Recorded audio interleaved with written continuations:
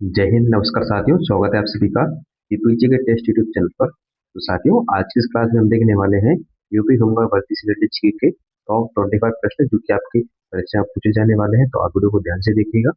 चलिए साथियों, वीडियो को हम शुरू कर देते हैं। और साथियों, आप चैनल पर पहली बार आए हैं तो चैनल को सब्सक्राइब करना, साथ ही वीडियो को लाइक भी जरूर करें। तो साथियों, हमारा पहला प्रश्न है, उत्तर प्रदेश वैकल्पिक ऊर्जा विकास संस्थान NEDA की स्थापना कब हुई थी? तो उत्तर प्रदेश वैकल्पिक ऊर्जा विकास संस्थान की स्थापना कब हुई थी? तो साथियों, राइट आंसर हो जाएगा आपका ऑप्शन नंबर बी, 1983 में। तो उत्तर प्रदेश वैकल्पिक ऊर्जा विकास संस्थान जिसकी स्थापना 1983 में की जाती है। इस प्रश्न का ऑप्शन नंबर बी आपका करेक्ट हो जाएगा।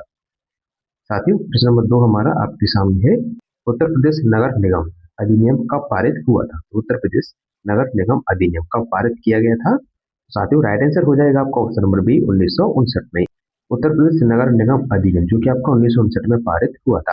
इस प्रश्न का ऑप्शन नंबर बी आपका करेक्ट हो जाएगा। साथियों, प्रश्न नंबर 3 हमारा आपके सामने है, उत्तर प्रदेश नगर पालिका अधिनियम कब पारित हुआ था? तो साथियों, आपका राइट आंसर हो जाएगा आपका ऑप्शन नंबर ए, 1916 में। तो उत्तर प्रदेश नगर पालिका अधिनियम जो कि आपको 1916 में पारित हुआ था। तो इस प्रश्न का ऑप्शन नंबर ए आपका करेक्ट हो जाएगा। साथियों, प्रश्न नंबर 4 है हमारा, उत्तर प्रदेश पंचायती राज अधिनियम कब लागू हुआ था? काफी आईटी प्रश्न है। आपको बताना है कि उत्तर प्रदेश पंचायती राज अधिनियम कब लागू हुआ था। तो साथियों, आपका राइट आंसर हो जाएगा आपका ऑप्शन नंबर बी, 1947 में। तो इस प्रश्न का ऑप्शन नंबर बी आपका करेक्ट हो जाएगा। साथियों, हमारा अगला प्रश्न है, उत्तर प्रदेश गुंडा एवं असामाजिक गतिविधियों निषेध अधिनियम कब पारित हुआ था? तो साथियों, राइट आंसर है आपका ऑप्शन नंबर सी, 1986 में। तो इस प्रश्न का ऑप्शन नंबर सी आपका करेक्ट हो जाएगा।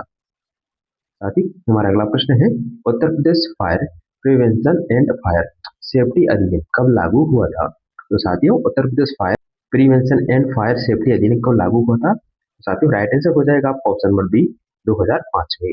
यह अधिनियम जो कि आपका 2005 में लागू किया गया था। तो इस प्रश्न का ऑप्शन नंबर बी आपका करेक्ट हो जाएगा। साथियों, हमारा अगला प्रश्न है, निम्नलिखित में से किस राज्य में दो सदनीय विधानमंडल नहीं है? आपको बताने कि इनमें से किस राज्य में दो सदनीय विधानमंडल नहीं है? तो साथियों, राइट आंसर हो जाएगा आपका ऑप्शन नंबर डी, राजस्थान राज्य में। यानी कि राजस्थान राज्य में आपका द्विसदनीय विधानमंडल नहीं है। बाकी का आपका उत्तर प्रदेश, महाराष्ट्र और कर्नाटक, इन तीनों राज्यों में दो सदनीय विधानमंडल स्थित है। तो इस प्रश्न का ऑप्शन नंबर डी आपका करेक्ट हो जाएगा।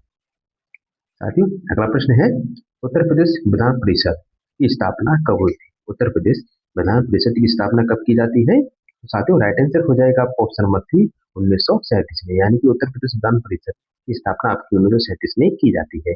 इस प्रश्न का ऑप्शन नंबर सी आपका करेक्ट हो जाएगा।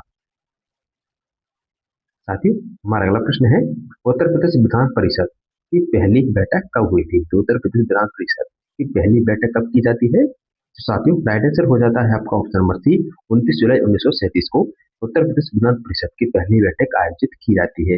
इस प्रश्न का ऑप्शन नंबर सी आपका करेक्ट हो जाएगा। साथियों, अगला प्रश्न है हमारा, ललितपुर जिला कब गठित हुआ? यानी कि ललितपुर जिला कब गठित किया गया था? तो साथियों, आपका राइट आंसर हो जाएगा आपका ऑप्शन नंबर बी, 1 मार्च 1974 में। ललितपुर जिला जो कि आपका 1 मार्च 1974 को बना था। इस प्रश्न का ऑप्शन नंबर बी आपका करेक्ट हो जाएगा। साथियों, अगला प्रश्न है, ललितपुर किस मंडल में स्थित है? यानी कि ललितपुर जिला आपका किस मंडल में आता है? तो साथियों, आपका राइट आंसर हो जाएगा आपका ऑप्शन नंबर ए। तो साथियों, ललितपुर मंडल जो कि आपका झांसी मंडल के अंतर्गत आता है। तो इस प्रश्न का ऑप्शन नंबर ए आपका करेक्ट हो जाएगा। साथियों, हमारा अगला प्रश्न है, उत्तर प्रदेश में सबसे कम जनसंख्या घनत्व वाला जनपद कौन सा है? उत्तर प्रदेश में सबसे कम जनसंख्या घनत्व वाला जनपद कौन सा है? तो साथियों, राइट आंसर है आपका ऑप्शन नंबर बी, ललितपुर। यानी कि उत्तर प्रदेश में सबसे कम जनसंख्या घनत्व वाला जनपद हो जाएगा आपका ललितपुर। तो इस प्रश्न का ऑप्शन नंबर बी आपका करेक्ट हो जाएगा। साथियों, प्रश्न नंबर 13 हमारा आपके सामने है, देवगढ़ का दशावतार मंदिर किस जनपद में स्थित है? देवगढ़ का दशावतार मंदिर किस जनपद में स्थित है? तो साथियों, राइट आंसर है आपका ऑप्शन नंबर सी, ललितपुर में। देवगढ़ का दशावतार मंदिर जो कि आपका ललितपुर जनपद में स्थित है। इस प्रश्न का ऑप्शन नंबर सी आपका करेक्ट हो जाएगा। साथियों, अगला प्रश्न है हमारा, उत्तर प्रदेश में त्रिस्तरीय पंचायत व्यवस्था के स्तर है। यानी कि आपको बताना है कि उत्तर प्रदेश में त्रिस्तरीय पंचायत व्यवस्था के स्तर कौन से हैं? तो साथियों राइट आंसर है आपका option number A, gram, block और जिला, यानी कि उत्तर प्रदेश में त्रिस्तरीय पंचायत व्यवस्था के स्तर हो जाएंगे आपके ग्राम, ब्लॉक और जिला। तो इस प्रश्न का ऑप्शन नंबर ए आपका करेक्ट हो जाएगा। साथियों अगला प्रश्न है, 73वां संविधान संशोधन अधिनियम कब लागू हुआ, यानी कि आपको बताना है कि 73वां संविधान संशोधन कब लागू किया गया था। तो साथियों आपका राइट आंसर हो जाएगा आपका ऑप्शन नंबर सी, 1992 में। तो इस प्रश्न का ऑप्शन नंबर सी आपका करेक्ट हो जाएगा। साथियों अगला प्रश्न है हमारा, 2008 में कासगंज जिले का नाम बदलकर क्या रखा गया था, यानी कि 2008 में कासगंज जिले का नाम बदलकर क्या रखा गया था। तो साथियों राइट आंसर है आपका ऑप्शन नंबर बी, कांसीराम नगर, यानी कि 2008 में कासगंज जिले का नाम बदलकर कांसीराम नगर रखा गया था। तो इस प्रश्न का ऑप्शन नंबर बी आपका करेक्ट हो जाएगा।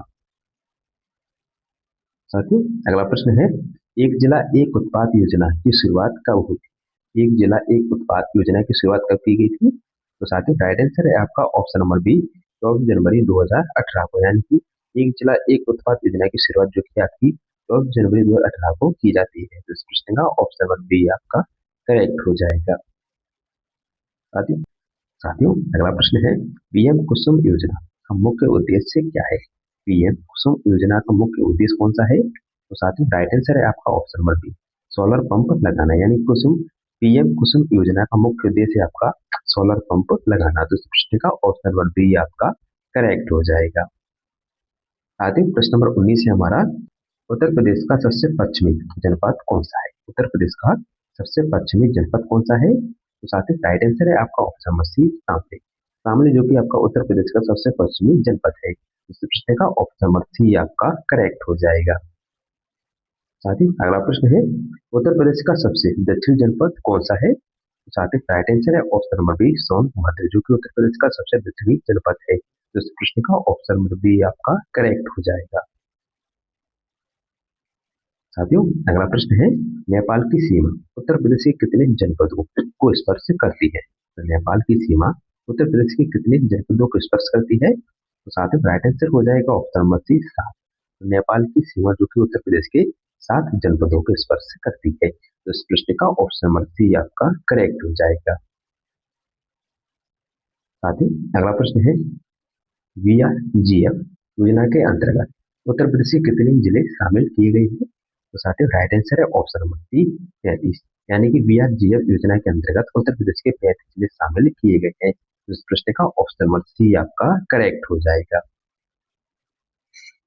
साथियों हमारा अगला प्रश्न है, योगी आदित्यनाथ के संप्रदाय से संबंधित है, योगी आदित्यनाथ जी के संप्रदाय से संबंधित है। तो साथियों राइट आंसर हो जाएगा ऑप्शन नंबर बी, नाथ संप्रदाय से। तो इस प्रश्न का ऑप्शन नंबर बी आपका करेक्ट हो जाएगा।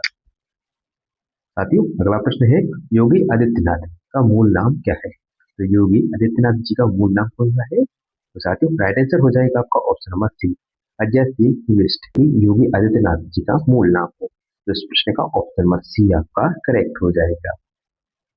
साथियों हमारा प्रश्न नंबर 25 है हमारा, योगी आदित्यनाथ उत्तर प्रदेश के कौन से क्रमांक के मुख्यमंत्री है।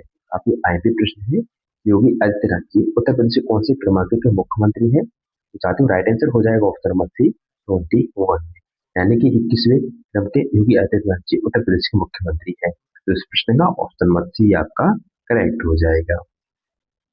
तो साथियों आज के वीडियो फिलहाल इतना ही, मिलते हैं हमारे नेक्स्ट वीडियो में। तो साथ ही आप कमेंट बॉक्स में बताइएगा कि आपने इन 25 प्रश्नों में से कितने प्रश्नों का सही जवाब दिया है। तो मिलते हैं नेक्स्ट वीडियो में, तब तक के लिए जय हिंद।